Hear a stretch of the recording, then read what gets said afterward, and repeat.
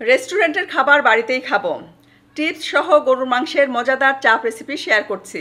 এখানে 10 পিস গরুর মাংস নিয়েছি। খুব সুন্দর করে মাংস ধুয়ে পানি ঝরিয়ে নিয়েছি। তারপর শিলপাটায় এভাবে কিন্তু থেতলে পাতলা করে নিচ্ছি। পাতলা করতে যেয়ে মাংসের মাঝে ছিদ্র হয়ে যাচ্ছে, তাতে করে কিন্তু এই মাংসের চাপটা খেতে আরও বেশি ভালো লাগবে।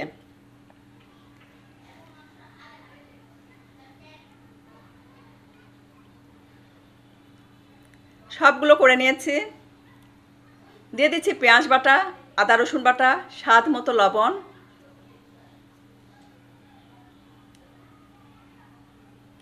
ধনে গুঁড়া, জিরা গুঁড়া, চাট মশলার গুঁড়া, শুকনা মরিচের গুঁড়া, হলুদ গুঁড়া, গরম মশলার গুঁড়া আর অল্প টক দই, গোলমরিচের গুঁড়া, লেবুর রস,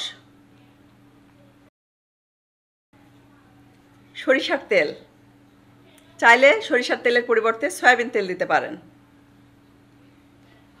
খুব সুন্দর করে মাখিয়ে নিতে হবে। চাপের মাংসটা তৈরি করার জন্য কিন্তু অবশ্যই পাতলা স্লাইস করে নেবেন। দিয়ে দিচ্ছি টেস্টিং সল্ট, বিট লবণ, টমেটো সস। আবারও একটু মাখিয়ে নেব এবং রেস্টে রেখে দেব 10 মিনিটের মতো।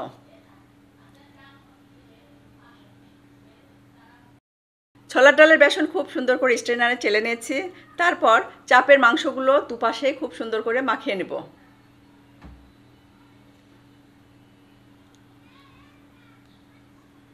গরম তেলে ছেড়ে দিব।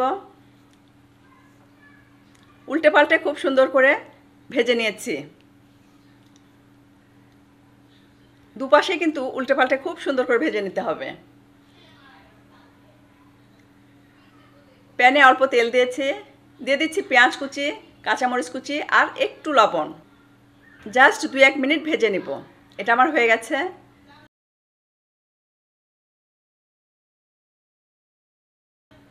চাপের মাংসের উপর দিয়ে দিচ্ছি।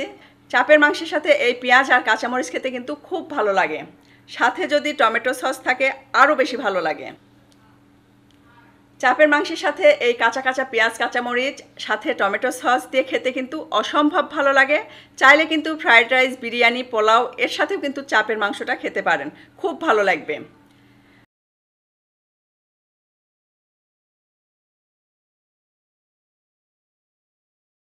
বিফ চাপ খাওয়ার জন্য সবাই ওয়েট করছে।